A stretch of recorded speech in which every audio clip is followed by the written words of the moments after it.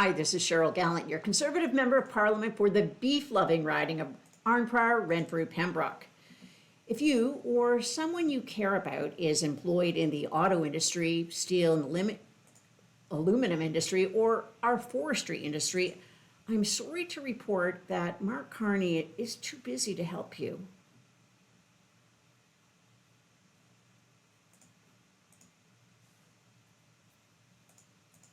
When was the last time you spoke to the president? And as you... Who cares? I mean, it's a detail. It's a detail. I spoke to him. I'll speak to him again when it matters. And we've had discussions. I've been busy. There's another point, though. I've been busy. Now, it's true, he promised he would put his elbows up and fight hard for you. He promised a new trade deal by July. He claimed he was the best choice because he's a rich businessman who knows how to talk to other rich businessmen. We've secured new investment in the country of a size not seen arguably before. They're investing tremendous amounts of money in the United States, like money that we've never seen before. There is a very easy way to tell if investment is pouring into a country like never seen before. If you want to invest in Canada, you need to buy Canadian dollars. When demand exceeds supply, the price goes up. In this case, the value of the Canadian dollar would rise. Since Carney's been elected, the value of the dollar has dropped a bit against the euro, the pound, the Swiss franc, and Mexico's peso. It means demand for the supply of Canadian dollars has not increased, and that's a real sign that Carney's foreign trips have completely failed.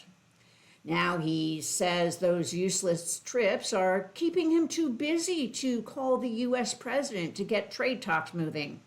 The truth is, Carney was never a rich businessman. Mark Carney is a banker and investor. Those who can do, those who can't invest. At Brookfield, Carney gave money to real businessmen and women who did the real work of building actual businesses that create jobs and grow the economy. Carney just took a cut of the profits. I'm sorry about that. Somebody obviously doesn't want you to hear what we have to say. So just to go back, the easiest way to tell if a media outlet is biased is to compare identical stories. And for the media, one MP retiring following an election is actually a sign that the leader is in trouble. So if the departing individual is a Conservative MP. If the one MP retiring is a Liberal, the story is about how amazing the MP is. What's crazy is that this comparison is not about just any backbench MP. And in case you haven't heard, Chrystia Freeland is leaving the Liberal caucus to take a job in England. First, Carney beat her in the leadership race. Then he demoted her position in cabinet. In September, he dropped her from cabinet entirely, and now she's leaving the caucus entirely.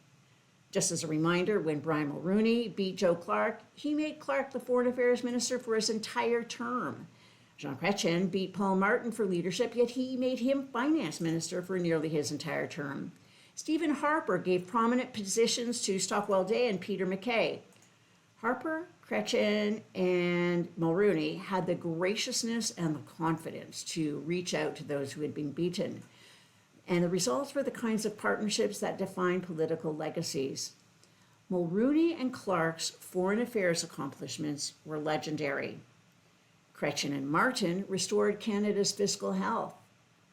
Harper and MacKay united the Conservative movement.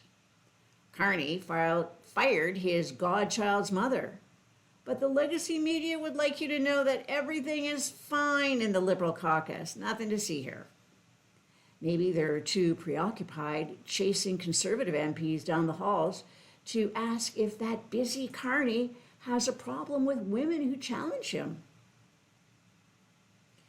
The food professor, Sylvain Charlebois, has a new report looking into the price you pay for beef. Canada has long maintained a tariff quota system for beef imports. We allow a certain amount of beef to be imported each year. After that limit is reached, additional imports are hit with stiff tariffs. Special import permits can be issued for specialty products when supplies are tight. To assist the government in determining when to issue special import permits, the Beef and Veal Tariff Quota Advisory Committee was established. It brought together farmers, processors, and purchasers. The committee has not met since 2015, when Conservatives were in power. According to the report, the committee has been quietly usurped. Instead, decisions are made informally by influential players such as the two beef processors who dominate Canada's beef industry. One is US-based Cargill, and the other company is Brazil-based JBS.